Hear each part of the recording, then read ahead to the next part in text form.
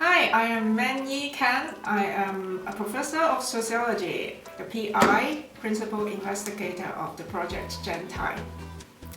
Hi, I'm Grace. I'm working with Man-Yee. I'm a postdoctoral researcher under the GenTime project, and my research interests and focus are on adolescence time use. People, when talking about gender inequalities, they focus on things such as the gender pay gaps, proportion of women in occupying senior positions. These are very important matters. However, we know very little about gender inequalities in everyday life. How do we spend our time?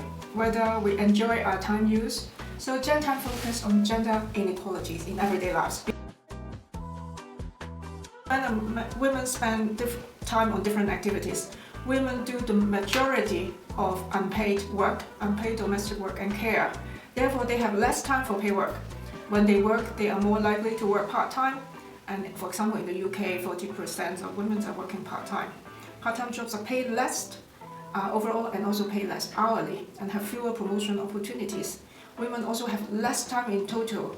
If we add paid work and unpaid work time together, women work longer work time than men. So they have less leisure times and less time for develop their well-being, going to hobbies.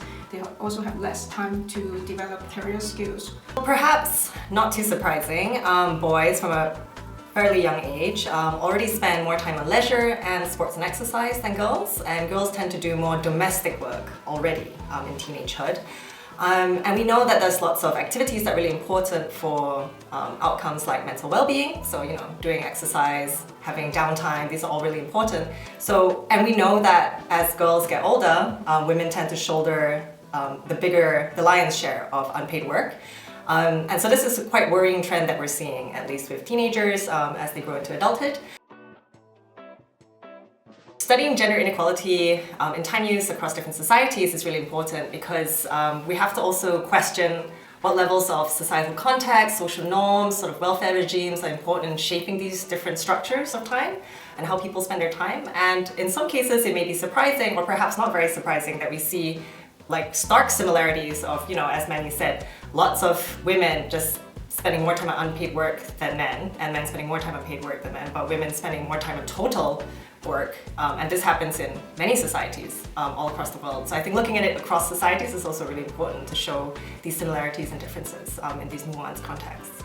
By comparing different societies, we can also see how cultures and policies play a key role in bringing more gender equalities. For example, in societies where the policies emphasize a lot that families should provide support for care for the families, for elderly care and child care. In these countries like Korea, Japan, Italy and Spain, we have seen the widest gender gaps in unpaid work. Women do the major lion's shares of housework, and where they also proportionally participate less in paid work.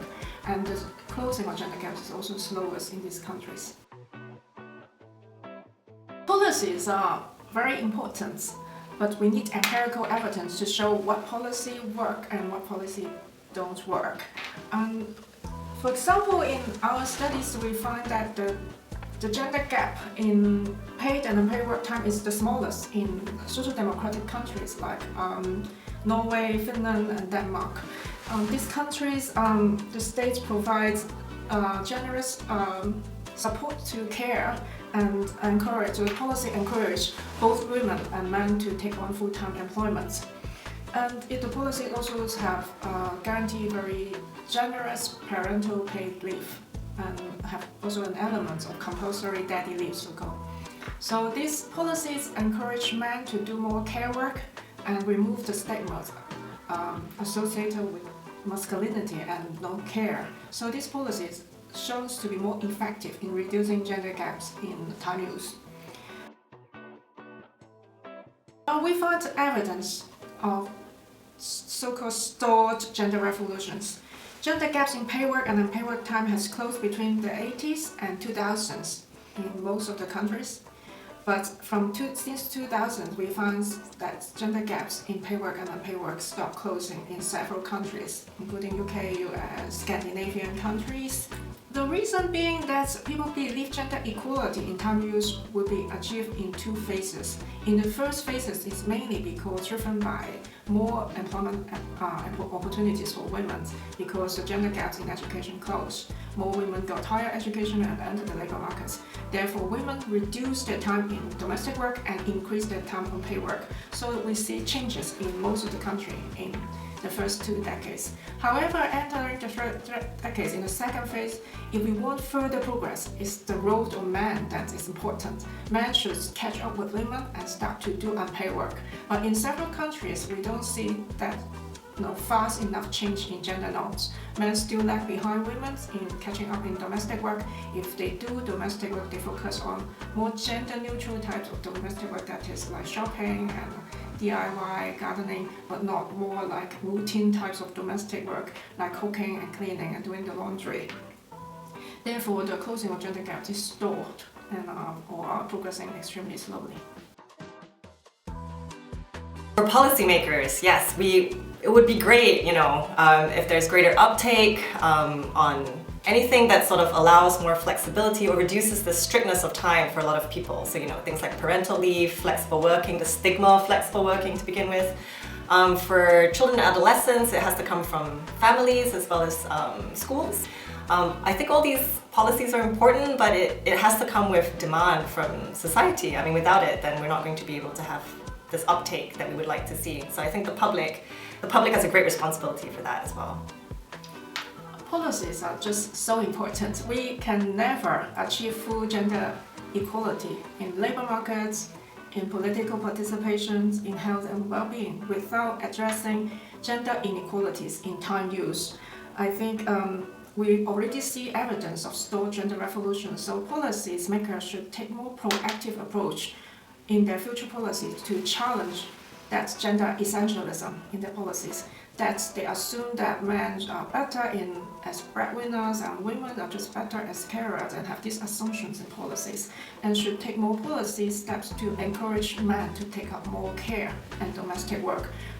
Policies such as great sets like flexible working, 4-day working, paid parental leave. Time use research is really important because time reflects power. I mean, time asks this question, which groups of people have the power to choose what they want to do? And that's really difficult to measure because how we spend our time is not very obvious. So this project is really great because we're really focusing a lot of effort into how people spend their time, which groups of people spend their time differently, and not just in terms of the amount of time, but in terms of the sequence of time or the fragmentation of time and multitasking and things like that. So I think, yes, time use research is incredibly important, and I think it reflects hidden forms of power for not just by gender, but also different subgroups that are important. Yeah, time is, in my opinion, arguably the most important type of resource. So to achieve gender equality in society, we must address gender inequalities in time use. So our project shows, still there are strong barriers to gender equalities caused by policies and caused by cultural norms about what women and men should do.